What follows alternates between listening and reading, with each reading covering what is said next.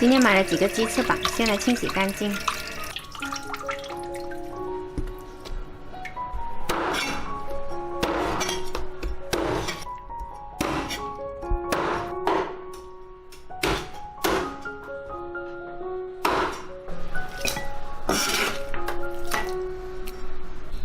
再来切一些姜片跟葱段，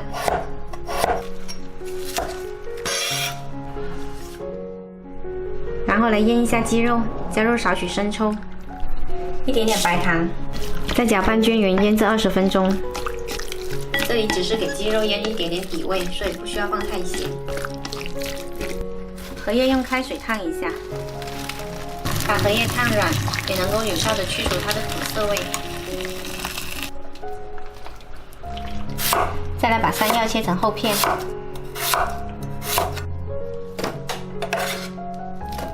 加一点点底盐，搅拌均匀。荷叶洗干净，然后抖干水分，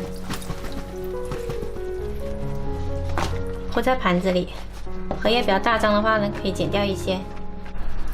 把山药倒进来，平铺在荷叶上面，也可以换成土豆或者芋头。再来准备一包蒸肉粉，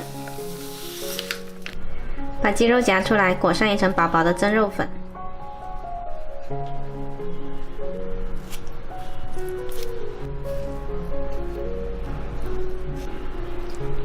好了，弄完了之后呢，把荷叶盖起来，水开了，上锅，大火蒸25分钟。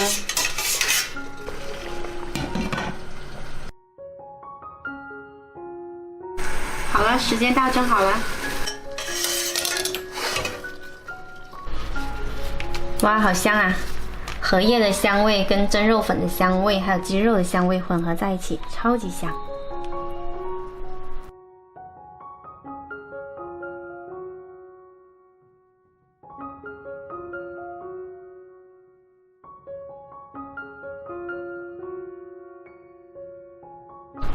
今天这道粉蒸鸡翅做法简单，特别好吃，年夜饭上也可以做上这么一道菜哦。